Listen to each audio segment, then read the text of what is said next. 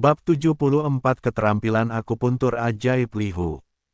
Setelah menghabiskan gelas anggur ketiga, Zhao Ping meletakkan gelas itu kembali di atas meja. Dia berkata dengan tenang, "Nona Tian, berhentilah mencoba membujuk saya untuk minum lagi.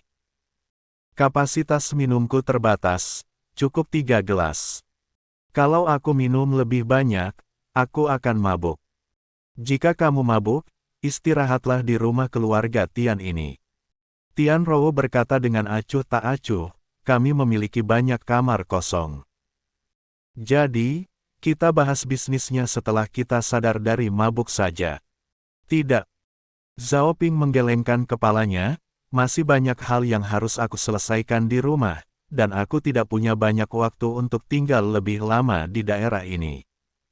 Meskipun dia tidak tahu apa maksud spesifik Tian Rou, tapi Zhao Ping sudah menganggapnya sebagai seseorang yang punya banyak trik.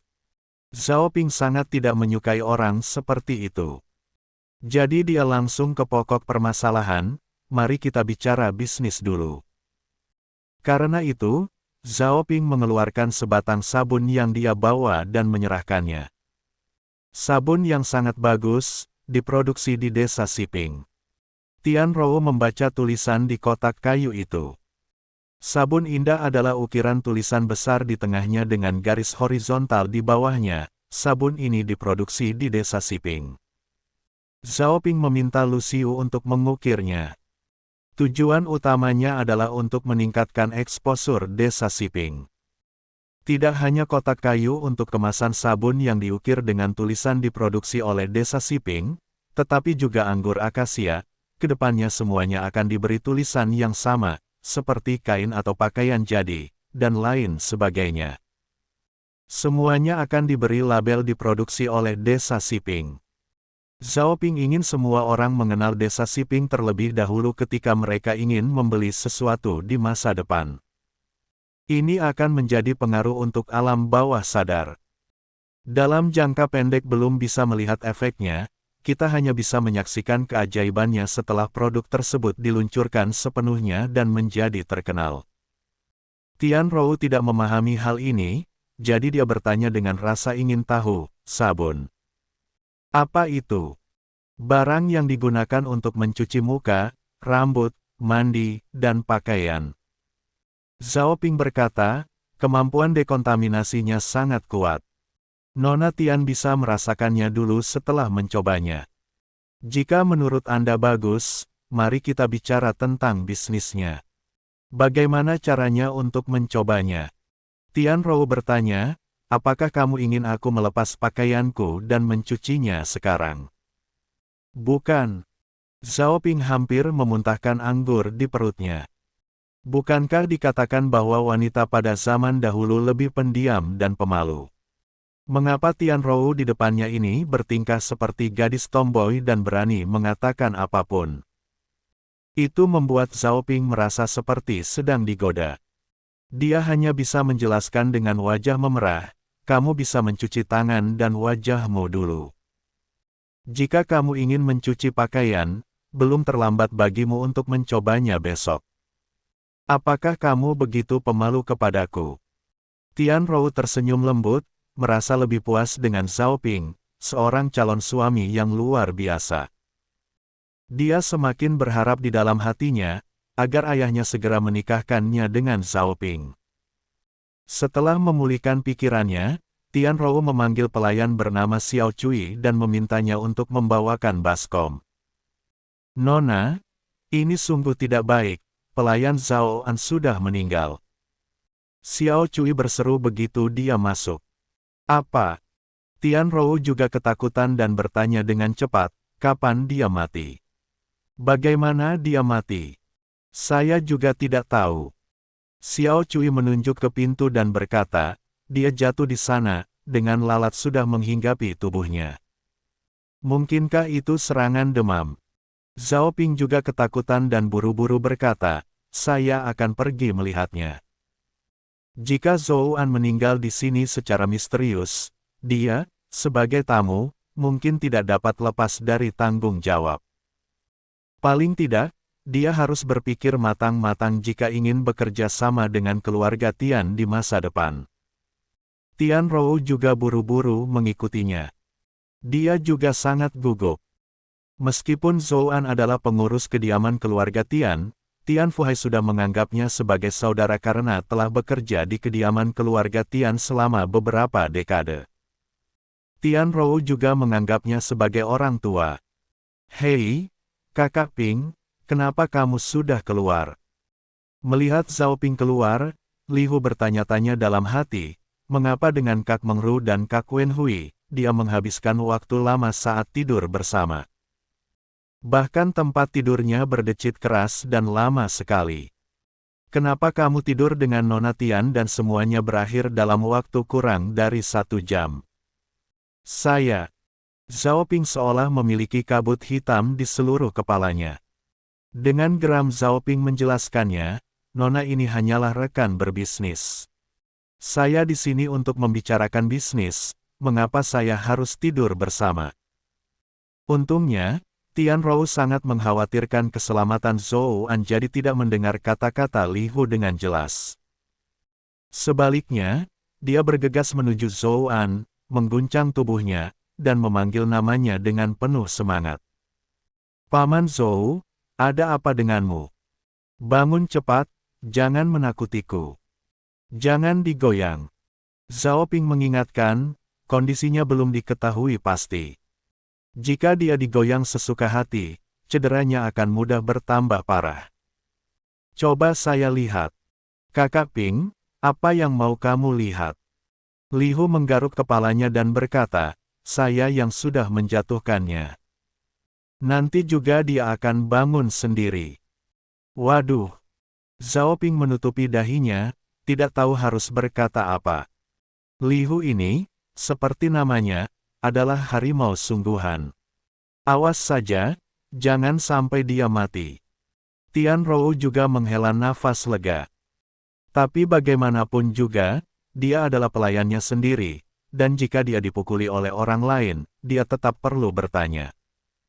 "Li Hu, kenapa kamu menyakiti pelayan Zhou An? Dia ingin memaksa masuk dan mengganggu urusan kalian. Saya menghentikannya untuk masuk, dan dia mulai berteriak, jadi saya membuatnya pingsan." Li Hu memiliki ekspresi seperti tidak melakukan sesuatu yang berbahaya, yang membuat Tian Rou terdiam. Dia bahkan diam-diam menatap Li Hu dengan pujian. Sayangnya Li Hu si bodoh ini, tidak mengerti sama sekali maksudnya, jadi dia mengangkat kakinya dan menendang pinggang Zhou An. Kemudian Zhou An tertawa beberapa kali, bahkan air mata keluar dari matanya, dan dia menjadi sadar. "Oke, ini sangat bagus." Tian Rou tersenyum dan berkata, "Paman Zhou, ternyata kamu baik-baik saja." "Tuan Zhao, mari kita terus merasakan manfaat sabun, ya." "Nona, tunggu, jangan." Zhou An bangkit dan menghentikannya, "Nona, kalian berdua hanya berduaan di ruangan tidur. Jika berita menyebar, itu akan berdampak buruk pada kalian. Jika kalian benar-benar ingin membicarakan bisnis, biarkan aku berada di sisimu. Kamu tidak mengerti, apa yang dapat kamu lakukan jika kamu ikut bersama mereka." Li Hu mengeluarkan suara keras dan berkata dengan suara nyaring. "Anda." Zhou An ingin memarahinya, tetapi ketika dia memikirkan kemampuan ajaib Li Hu, dia berhenti. Satu pertemuan singkat sudah membuatnya terbaring di tanah dan tidak bisa bergerak. Dengan kemampuan ini, dia khawatir tidak ada lawan di daerah ini yang bisa menandinginya. Sejak kapan Zhao Ping memiliki ahli bela diri di sisinya? Faktanya, Zhao Ping juga cukup terkejut. Melihat Li Hu telah meningkatkan kekuatannya secara signifikan setelah mempelajari Tai Chi, Zhao Ping juga mengajarinya beberapa titik akupuntur pada tubuh manusia di waktu luangnya. Dipasangkan dengan Tai Chi, efektivitas tempur Li Hu dapat ditingkatkan dengan pesat. Li Hu baru saja menendang pinggang Zhou An, dan Zhao Ping melihatnya dengan jelas. Itu adalah tepat di titik tawanya. Di kehidupan sebelumnya, Zhao Ping melihat orang jadi tertawa terpingkal-pingkal ketika titik tawanya ditekan, itu yang sering dia saksikan di serial TV seni bela diri. Dia telah mempelajari hal ini secara khusus. Dia membaca banyak informasi dan menggabungkan berbagai argumentasi. Ia menemukan bahwa sebenarnya tidak ada titik tawa di tubuh manusia. Kalaupun ada, letaknya di antara titik Zishi dan titik Jingmen, di bawah proses spinosus vertebra lumbalis kedua, jaraknya 3 inci. Namun tidak ada efeknya jika disentuh. Sekalipun jarum perak digunakan untuk menusuk titik akupuntur, itu hanya akan menimbulkan refleks yang menjengkelkan dan hampir tidak akan bisa membuat beberapa orang tertawa. Saat dia melatih Li Hu, Zhao Ping tidak banyak bicara. Dia hanya mengatakan bahwa jika menekan dengan keras pada tempat itu bisa membuat orang tertawa terbahak-bahak. Di luar dugaan, Li Hu justru berhasil. Misterinya seperti perjalanan melintasi waktu, sama sekali tidak mungkin dijelaskan dengan akal sehat. Zhou An tidak ingin berbicara dengan Li Hu, pria sembrono itu, jadi dia hanya bisa berkata kepada Zhao Ping, "Tuan Zhao, Anda adalah orang yang bijaksana. Izinkan saya ikut untuk berjaga-jaga. Saya bersumpah demi Tuhan bahwa saya tidak akan pernah mengungkapkan apapun tentang apa yang Anda bicarakan, jika tidak, kilat akan menyambar saya." Zhao Ping berpikir ini tepat untuk menghindari godaan dari Tian Rou. Dia mengangguk dan setuju, "Pelayan Zhou, kamu tidak perlu bersumpah, ikuti saja aku masuk." "Terima kasih, Tuan Zhao." Zhou An menangkupkan tangannya dan mengucapkan terima kasih.